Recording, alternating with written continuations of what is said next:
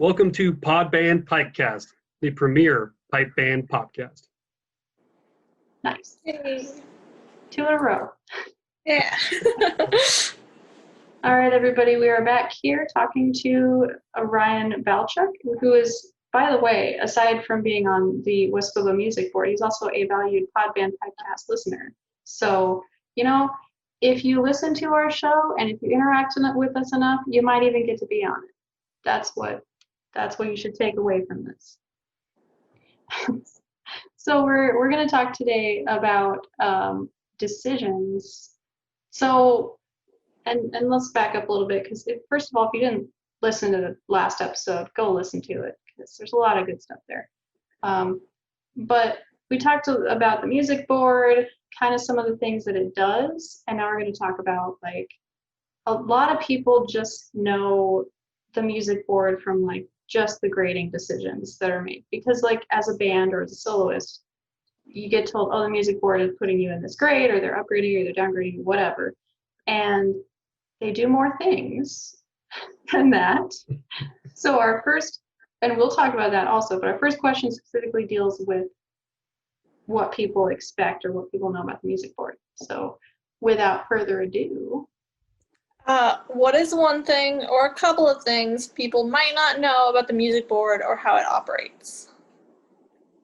Right, yeah.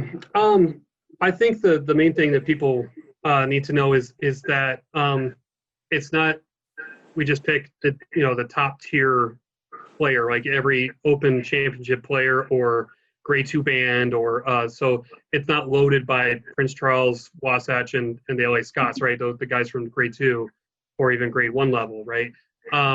We try to have a diversity of perspectives. And so you're going to get people from different geographies. Obviously, being in Colorado, we're the furthest east, along with New Mexico for the association. And then, like we were talked about before, you want to get instrument diversity. You want to get people that play both pipes, drums, have different backgrounds. Glenn Cavito's been a great resource because he's both at a high level. So also Glenn plays on multiple continents. He's played with in the New Zealand Championship and has won that with a band as well. So plays in Scotland, plays on North American soil. So he has that perspective of hearing bands on multiple different continents. So you try to get perspective like that as well. But everybody's opinion when you get in there, because the music board has to run, we give a consensus recommendation. So was one of the things I probably didn't understand when I went to my first AGM. I know there was a topic that I want to talk about, but it was one of the contests. I think it was one of the bylaws coming in that year. So we give a recommendation usually to the membership, or at least the executive committee, on kind of like where do we kind of feel what would be helpful with this contest rule or this bylaw change that's coming up that one of the members has put up. So usually before mid-September, you have 2 deadlines. If you want to change a contest rule or a bylaw, or apply to for an upgrade, downgrade, those dates are usually right after Pleasanton, right around there in mid-September. And I remember coming in hot about something. Like, I was just ready to pound the table. Like we were talking about before, I didn't know if I was like, if you're a consultant in the music boards, like you're just giving your opinion, or if you're really like the region's area and representative to the Senate, that kind of thing. And I just remember going at another member, we've talked about it since, and it was just like ready to go. And I'm like, and when do we vote on this? I want to do that. And they're like, Ryan, we actually just come to a consensus recommendation. So like, we'll all vote on it, but then we'll tell the executive committee, the EC, that this is how we feel on the issue. And I'm like, wait, what? I thought we like voted on this. Like, what are we doing? I didn't know. And so it's, so you do want those differences of opinion, because like I said, we have to come to that recommendation. And it's interesting because whether you're talking about a person for upgrade or downgrade, or possibly an issue like the last couple years ago, I think one of the big things that happened at the Phoenix AGM was that we put the idea in grade 4 that we were going to move away from the March medley and go to the mini MSR, and that was going to become a full MSR. So I know at least in Phoenix, I think it was when we finally committed, we're like, okay, we can go to March medley or continue on to the full MSR. And I was really happy that grade 4 bands got together there, talked about it, and said, nope, we'd like to go with a full MSR. So you got to see everybody kind of get together and go with that. But we got to, bring that recommendation to the table. And honestly, they kind of usually state that. If you go to the AGM, they'll state that and say, hey, we're going through this bylaw. The music board recommends this and that. So it's kind of like right now when you're going through voting, I did it last night and went through the book, the for and against and all that.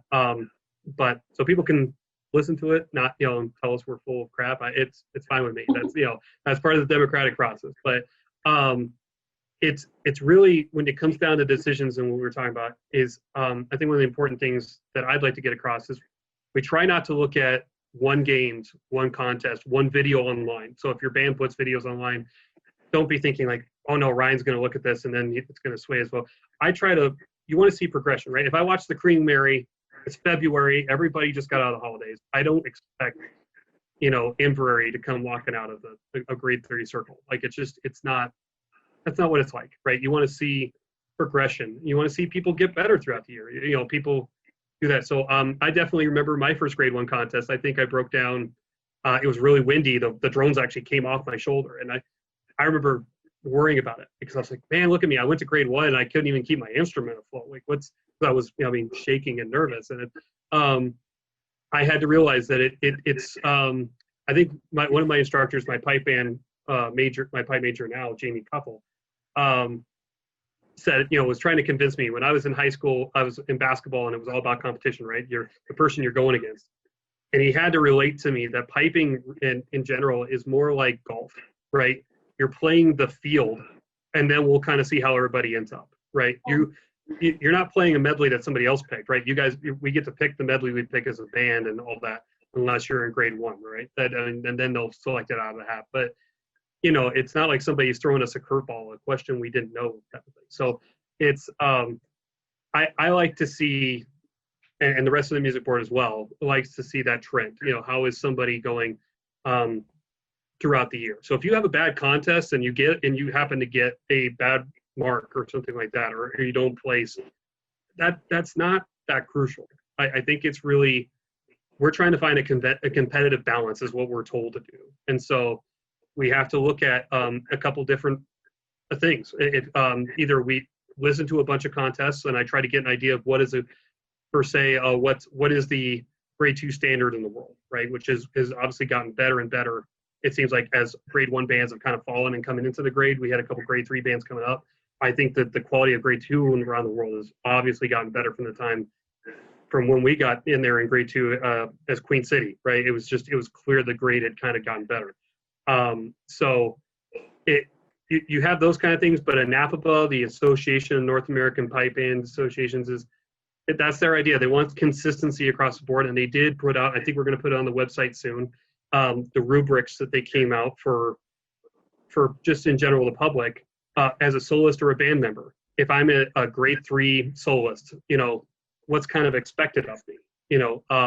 Is it good tempo? Is it, obviously, I don't think wrong notes are really appreciated in any performance. I mean, you can go to like a little child's, piano recital at Christmas and, you hear a wrong note and people cringe a little bit, right? So I don't think wrong notes are usually accepted both places. But I think if you have a grade 5 band, grade 4 band, you're going to expect that there's going to be some clunkers in there, right? So, don't immediately think that the world's going to end, type of thing. But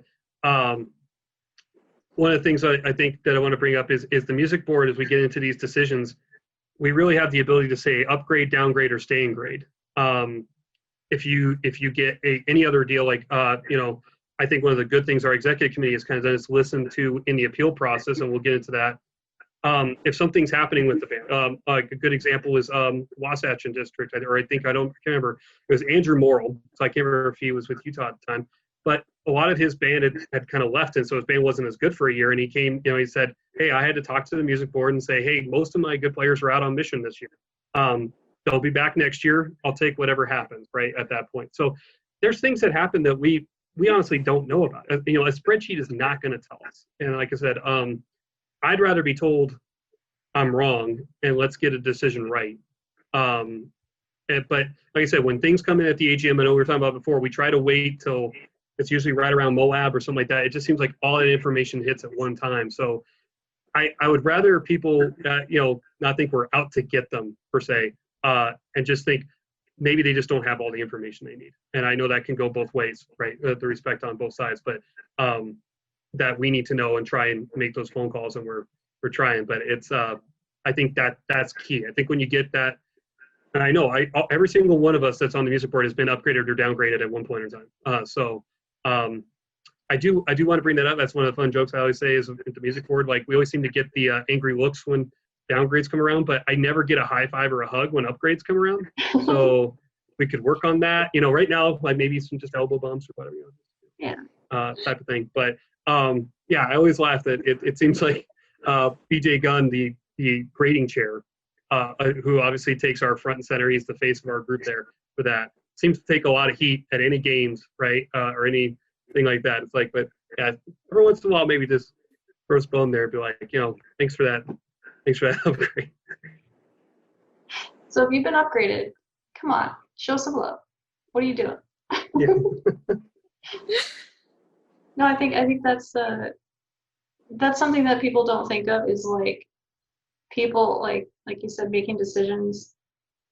And sometimes you might know the people, sometimes you might not know the people, or you might try to just make the best decision you can. And I had a conversation with someone, I'm not gonna say who, but with someone about they wanted an upgrade, and they were just, chatting about like, oh yeah, I think I'm gonna appeal this, whatever, because they said I couldn't have an upgrade. And we talked through it, and kind of through talking through it with someone, they kind of realized like, oh, I just am trying to like use grading as like some other kind of rubric for myself, and it's not like, you know what I mean? Like, the purpose of me competing is not to get to a higher level so I can win a bunch and get a bunch of trophies. It's so I can, improve my playing or whatever. And I think that's something that, from what I've seen in the music board, people don't a lot understand, is that like they're there to help make decisions, to help make you better, right?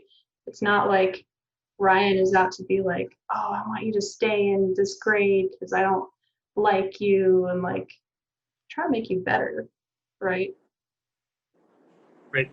We did joke recently with the upgrades that happened this last week. We're like, some of us might need to retire when those grades, because there's a good grade 1 and grade 2 class right now, and so a lot of us open players did joke. We're like, well, we just might have to retire when these kids make it up there, because this may not be a good look. We might get taken the task. So we were teasing about that. We're like, man, these kids are real good, and we may need to rethink this thing and go into retirement a little sooner than we expected.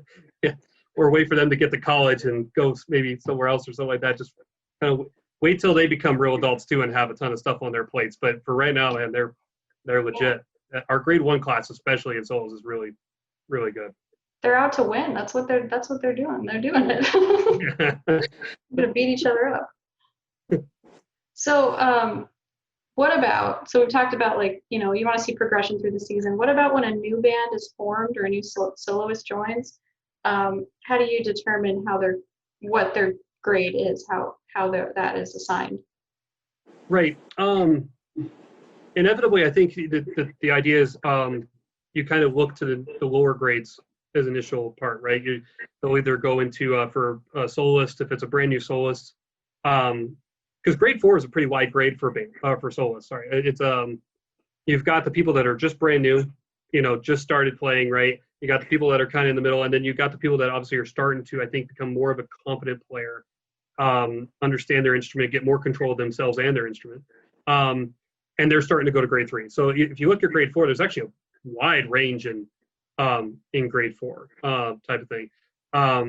So I think that you'll probably see us kind of go that direction, and especially as a band, but not necessarily with bands, with soloists. So if you do get somebody new and they're from another association, we do reach out to that music board or try to get their instructor to write in. So if they were on a path, let's say they were a grade 3 player and they were doing really well, and they probably were going to move to grade 2 anyway in that association, we're not going to say, hey, no, stay in grade 3 until we get more information on you. I think that's been the nice thing with the NAPBA, to have that relationship.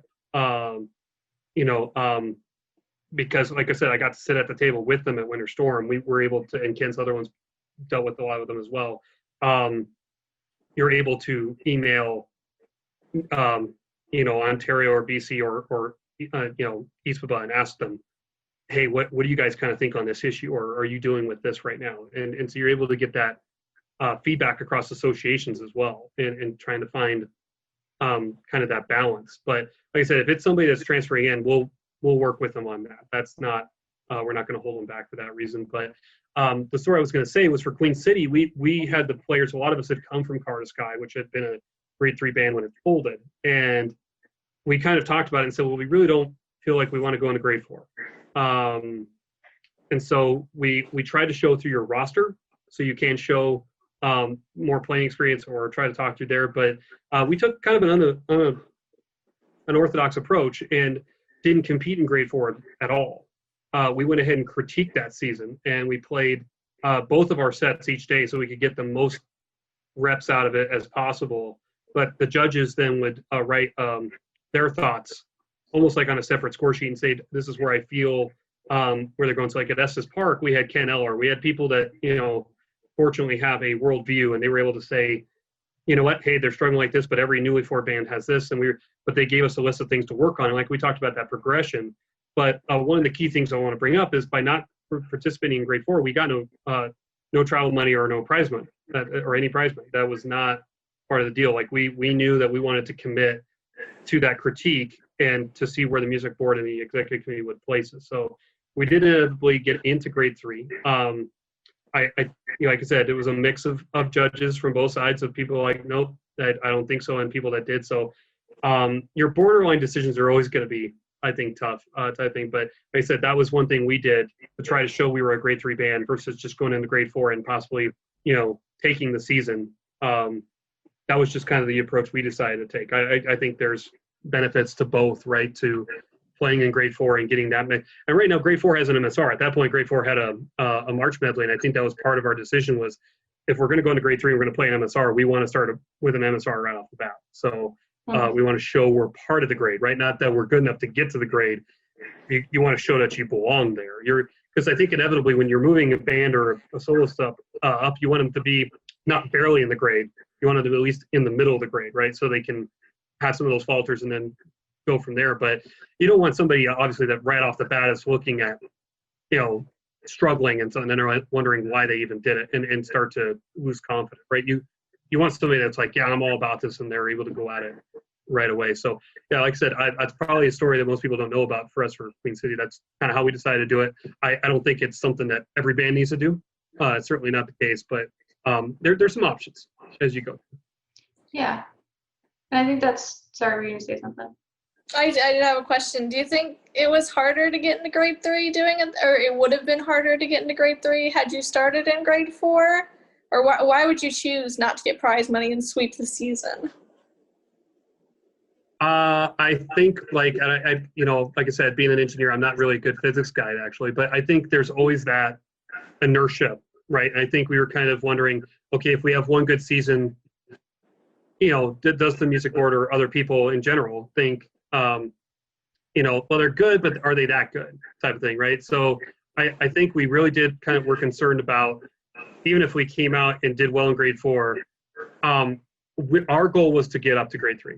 I mean, like I said, I've played against bands that are very, very good grade 4 bands, and that's fine. I remember playing against Alameda County Sheriffs in Monterey and Misty Isle and other bands in California that, were legit problems in grade 4. They were very steady, didn't beat themselves, really good musically. Right? Everybody thinks you have to get to grade 3 to prove that. Well, you don't at this point, right?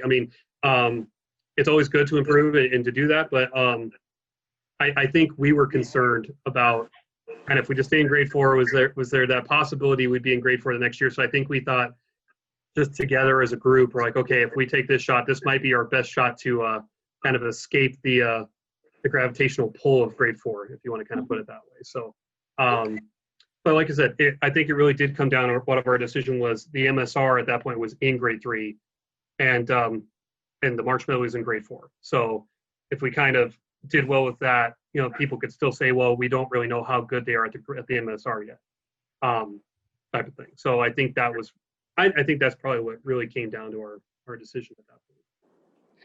Yeah, and that, once again, going back to your own band and the music board like making the decision that's best for you as Mhm. your band. So we recently had an experience like, so when we had started our grade 5 band, which once again, I'm just pitching all our episodes. We had an interview with some of the members of our grade 5 band, and we had the stats on there. I forget what they were, but it was something like half the band had never even worn a kilt before, and they were showing up that day. And it was hilarious because like we were talking to them about like, oh yeah, you know, back in like the previous year, we're saying you should aim to be a competitive grade 5 unit by the Phoenix Games in March. And imagine like saying that they should be in grade 4, like just because we thought for some reason they should, when like if you've never played your pipes and marched into a circle before, how are you going to play a Strasberg, right? Like, Absolutely, yeah. and it's a big jump, yeah. Yeah, and it was really funny because I was so I'm the grade 5 band secretary, and I was filling out the like the roster with people's names and the instrument they played and the highest level that they had competed with that instrument in. And Kevin Conquest was one of the snare drummers, and I had to list him as never having competed with that instrument. I texted him. I texted him like, "Hey, I just put that you've never competed before on the roster." And because even though he's made it into a grade 1 circle with tenor drumming, and he's competed and done very well in the world as a drum major, like you know, it's just all in perspective of like how like that instrument and I don't know, just the style of music that you're playing, the idiom that you're playing, and all that. It was really funny being like, we really think these people should be grade 5, and the music board was like, yes, we agree with you. Don't make them play an MSR. Yeah, that's the tough thing when that MSR came to grade 4. It does make instead of having a big jump between 4 and 3, the argument was, and I think it was a fair argument. Like I said, when you get into these things, I think there's fair perspectives here. That at least grade 4 band players had been playing for a while, right? You might have some newer people, but at least they've had something, and then they can jump into the MSR. Well, now you've got grade 5 players that have a March or a March medley of their own, and now they've got to go into a grade 4 band. Either they get promoted, or it's something like you guys have, where you have an organization and they can kind of flow a little bit between the different bands in the organization.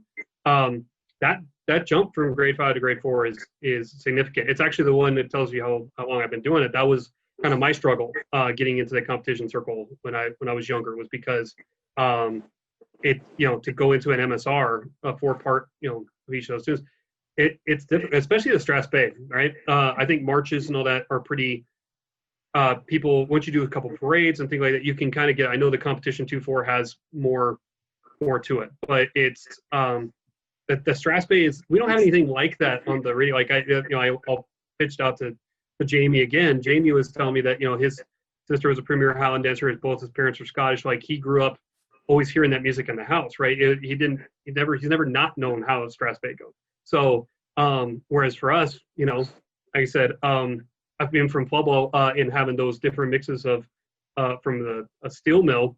I knew how polkas went more than I knew what a Strasberg sounded like, right?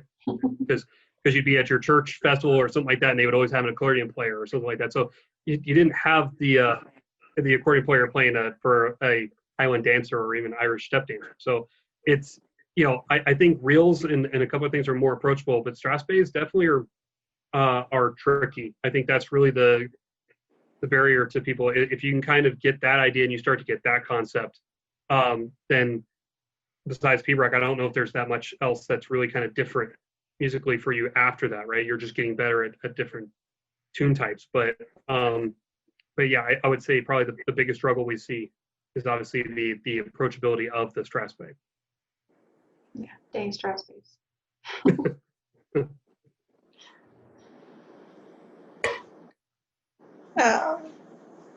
We're on number 3, right? Yeah. Yeah, okay. I know you've touched on this a little bit in some of your other answers, but how does the music board determine if a band or soloist should be upgraded or downgraded? Yeah. That's great. obviously the probably, like I said, it probably the one that everybody gets into, because this is probably the biggest function because it deals with soloists and bandsmen alike, that they see that we deal with, right? And most of the time we make a decision and they're like, who did this? Who's that guy? Who are these people? Like, I completely get it. Like I said, I had plenty of things, because I was trying to come up through the ranks and didn't understand kind of what they were looking for either, right? As I was trying to go from grade 1 to open, I kept wondering, like, what do I got to do? Type of thing. And fortunately, I was able to have a discussion with BJ before, and this is pre-music board, like I said. I mean, I didn't know BJ all that well, and like I said, he did a good job of kind of being fair to me and saying, this is kind of what we're seeing. We don't, same thing we were talking about with that, leaving that inertia, the gravitational pull, right? They're like, are you just a really good grade 1 player, or are you somebody that can consistently deliver? Because that's what we're looking at in open, right? You can go to Winter Storm, you're on video camera, you can go to Scotland and compete, right? We definitely need you to show that consistency in those type of things. So you do get some feedback. So, but let's go through the, I guess, how we kind of look at it, right? I think that's probably the best way to go at this. In the past, I think the biggest amount of information we used was your aggregate standing, so the aggregate points you had throughout the year. So for WUSPBA, you get a point for each person you beat in the top 6. So after that, like if you're at a big contest like Pleasanton, they'll cut that off at the number 6 person getting points. But usually we would look at the points race and your the amount of finishes you had and the amount of placings you had. And that's all available throughout the year on the website. But I think it became very clear, and this was kind of when I got on, was when they were instituting this. They knew they needed more information, right? That can't be the only piece of information you have. And then we were also moving out of a time when people could grade themselves, right? I think it was, for me, moving to open was the first time that somebody, the music board got involved, because before it was just the Western United States Pipe Band Association, you could decide, hey, I'm ready to move to grade 1, I'm going to move, right? And there really wasn't a lot of pushback. It was kind of, we were letting the market kind of figure itself out.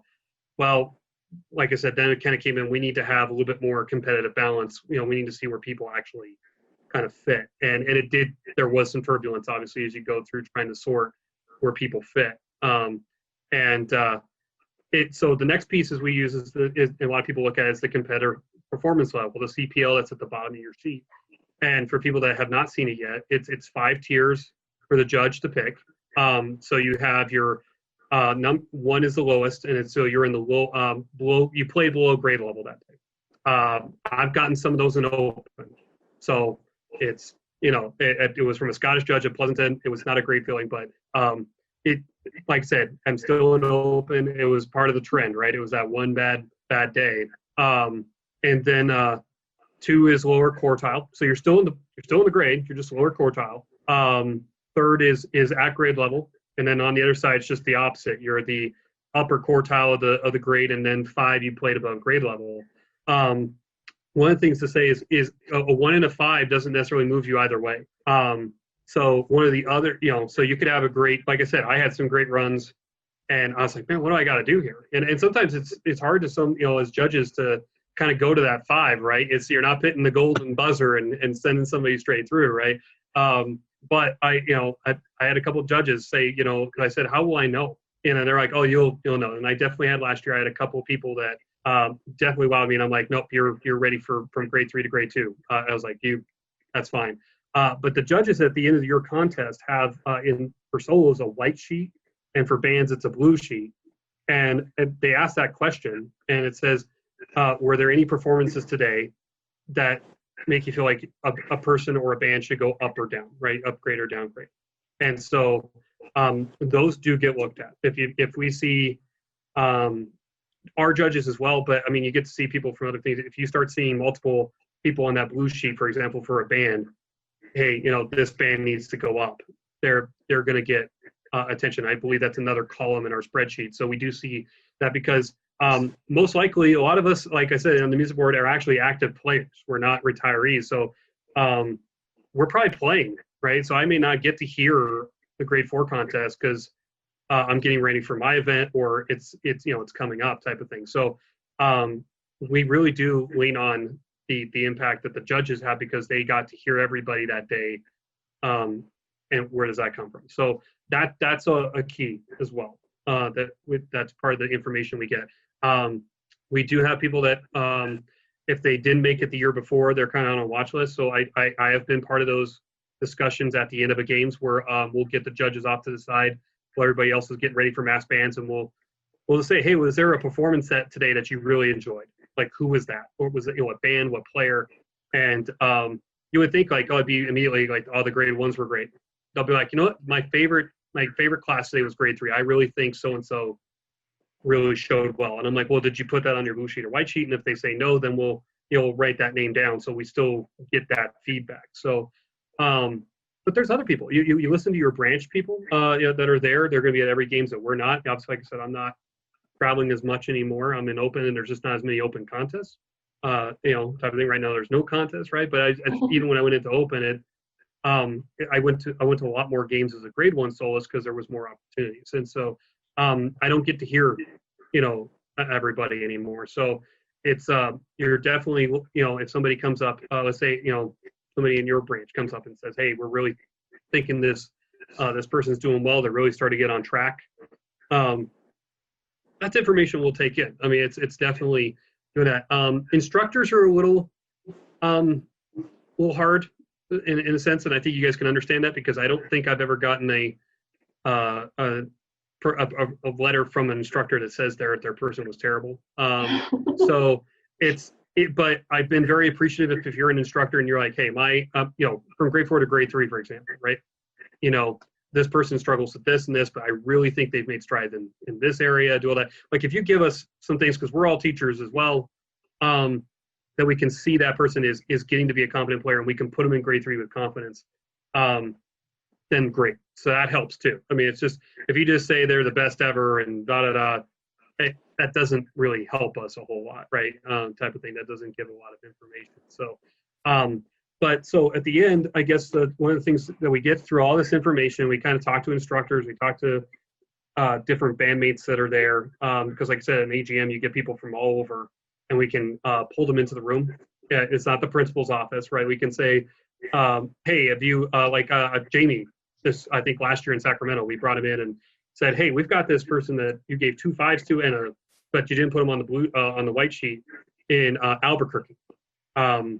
The rest of us weren't in Albuquerque. Can you kind of tell us? And because it was a good enough performance, usually a judge, or somebody that listened to be like, oh yeah, I remember, this and this about them, right? So you can get some information from that. But you do kind of have to hit a critical mass. You can't just come out to 1 games and just, hit a home run and then be like, good, I'm going to pack it in, right? We do try to see at least 2 to 3, 4 games, right? You want to see that trend kind of get set up. And because either way, right, we talked about it, you come out the first games of the season and completely don't do well. Well, that shouldn't be indicative of, at the end of the season, if you played well at Pleasanton, right? I shouldn't all of a sudden go back and be like, well, remember Queen Mary? Like we all do, right? It's just, that's not what's happening at this point. So quite honestly, I found that out as a soloist and a band member that if you have a bad run, usually the only person that remembers it is you. Everybody else has other things in their life. They really don't remember those things. So, but it's all about if you bounce back and go from there. So we do initiate in a normal year. This year we did not, because there weren't that many contests. We did not initiate any upgrades or downgrades on our own. But we will look at how the numbers are shaking out or where that trend is going and say, hey, if somebody's really doing that track and they're going to get upgraded, we can initiate that. The other thing that I think is very important to bring up again is those appeals times, right? I said right in the middle of September. Don't try to do it right at the end, but start thinking in January, August if you're doing well. Start to get your packet together for your application to move to a different grade. And what I do like about that, it is tough when you get a ton and we go through each one. You're not waiting for like I did, where I waited for the music board to make that jump, right? You can get some feedback and we can say, hey, we didn't move you, but this is why. We have a couple of those this year. And but what I do want to bring up is that, and I think a lot of people have found that out the last couple of years, is if the executive committee and the music board come back and say, not right now, that's not the end of the process. You can appeal and you can say, hey, I've got the last time I competed was in July because I went to college or something like that. I really think I've made some strides. Here's an MSR video, or here's recordings, or I've got this other information, or there's, like I said, there's things that we're not going to know about, or people on the executive committees, or like I said, we've done a pretty good job the last couple of years of sharing information on different players or bands. That's not the end of the process. Actually, a lot of the appeals have been fairly successful because, like I said, you bring something else to light that we're like, oh, that makes a lot more sense. One year, the AGM was in the middle of October, and there was still Moab to go. We had a couple people here, a player that was kind of, like we said, where it's kind of borderline. We're like, we don't know which way to go. Came out and played really well at Moab. We got the phone call. That person went up that next year. So like I said, if you get told no, it usually means not right now. We're not saying you're not good enough. But if you're absolutely confident in yourself, and believe me, bet on yourself, be your number one best fan. Go through. There's obviously somebody probably in your band that's part of the branch or part of the East Executive Committee or something like that. Hit them up, right? Definitely say, do that. And then I definitely benefited from being kind of a little pissed off, and I kind of came out that, like I said, in 2014, and I went to a ton of games and played pretty well and got where I needed to go. But I can say that was a little bit of added motivation going through, because, like I said, being told, like, well, we really don't know who you are. I'm like, oh, you can know who I am. Well, believe me, you're going to find out. And then, like I said, the next year I get to go to Open. So that was a good thing as well. So hopefully, like I said, kind of a long answer, but I wanted to prove to you guys, at least hopefully, that we are trying to add more pieces of information. I know we probably don't have as much. Like, I know I've teased about the fantasy football thing before, where you can look up, trends and who's, the matchups and all that. It's not like I can, wouldn't that be interesting to have fantasy bagpipe? I'll pick the drum corps from Mesa today, and I'm going to pick Elijah in grade 1. I got my team, let's go. That's not how this goes. So. Yeah. Thanks for listening, everyone. If you enjoyed this show, then support us on Patreon for exclusive content, as well as the video of us recording this. We'll have special exercises we'll be writing, as well as tips and tricks with tenor drumming and other instruments to come. Subscribe to us on YouTube for some tenor tutorials and possibly other tutorials later on. And like us on Facebook at Podband Pipecast.